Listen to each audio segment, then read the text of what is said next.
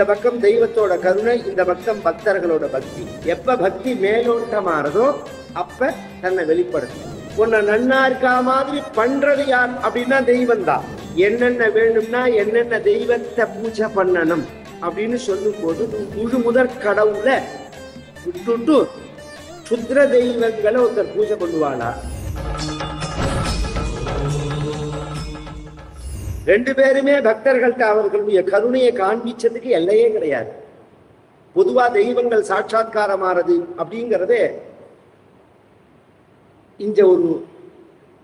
இந்த பக்கம் தெய்வத்தோட கருணை, இந்த பக்கம் பக்தர்களோட பக்தி. இது எப்போதும் ஒசத்தி இருக்கும், இது கீழே இருக்கும். அப்படிதான். எப்ப இது ஒசர்றதோ அப்ப இது தன்னை வெளிப்படுத்தும். எப்ப பக்தி மேலோட்டமாறதோ அப்ப தன்னை வெளிப்படுத்தும். சரி, அப்படின்னா என்ன சார் பக்தினா என்னன்னு தெரிஞ்சாதான புரியும். சிவாபியா, ரெண்டு பேருக்குமே சிவான்னு பேர். சிவா அது ஸ்திரீலிங்கமாகவும் உண்டு, புல்லிங்கமாகவும் உண்டு அந்த சப்தம்.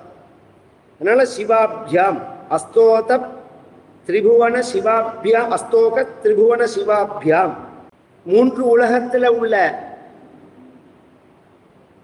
செயல்களுக்கு பலன்களை கொடுக்குற பலதாதாவா இருக்கா.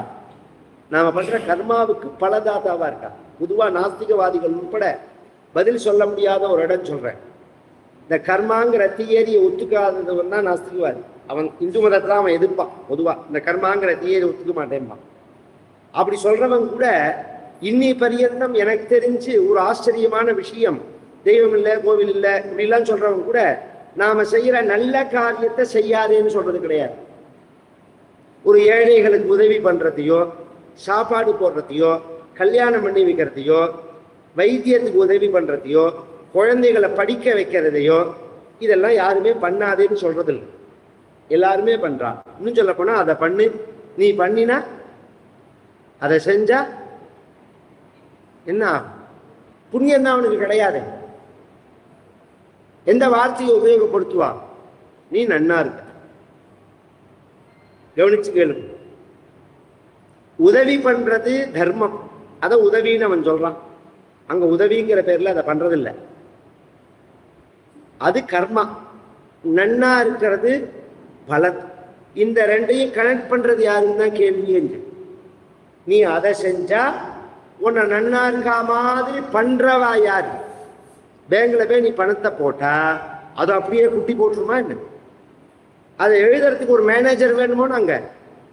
அது மாதிரி உன்னை நன்னா இருக்கா மாதிரி பண்றது யார் அப்படின்னா தெய்வம் தான். அது மாதிரி ஹிருதய பிரதேசத்துல ஹிருதி புனர் பவாபியாம் ஆனந்த ஸ்புரதனுபவாபியா ஹிருதேசே அர்ஜுன திஷ்டதி அப்படிங்கிறான் பகவான்.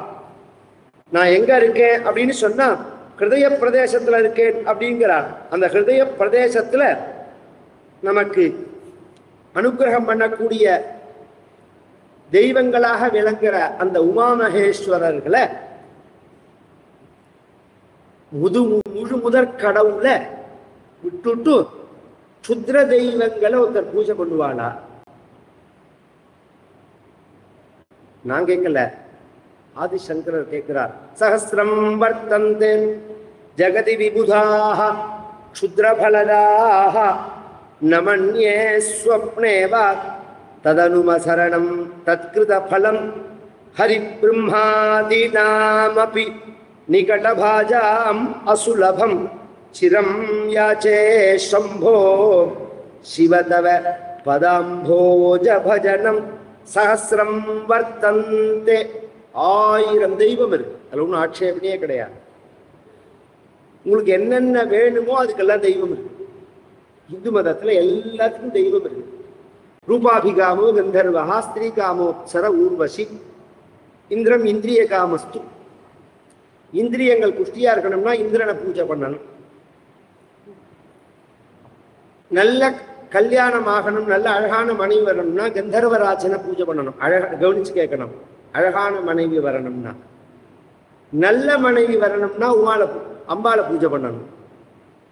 குழந்தைகள்லாம் ரொம்ப வீரனும் சூரனமா இருக்கணும்னா பித்திருக்களை பூஜை பண்ணணும். தந்தும் தன்வன் பித்திருநிய சேர்த்து சிரார்த்தம் தர்ப்பணங்கள்லாம் ஒழுங்கா பண்ண குழந்தைகள் கரெக்டாக இருப்பாங்க. நாம் பூஸ்ட் பண்ணவே வேண்டாம் குழந்தைகள். அந்த காலத்தில் 8 குழந்தைகள் 10 குழந்தைகள் அதை வளர்த்து ஒரு ட்ரெஸ்ஸு வாங்கி கொடுக்கறதுக்கே சிரமம், சிரார்த்தம் கடன் வாங்கி பண்ணுவாங்க. அதை வளர்த்து காப்பாற்றுறதே பெரிய சிரமமாக இருக்கும். ஒருத்தர் போட்டுன்ற ட்ரெஸ்ஸையே ஒருத்தர் போட்டுக்கிற மாதிரி இருக்கும்.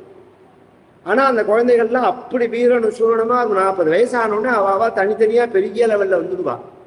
மேலும் இது போன்ற சிறப்பான நிகழ்ச்சிகளை காண இப்போவே லைக் பண்ணுங்க, ஷேர் பண்ணுங்க, மறக்காம சப்ஸ்கிரைப் பண்ணுங்க.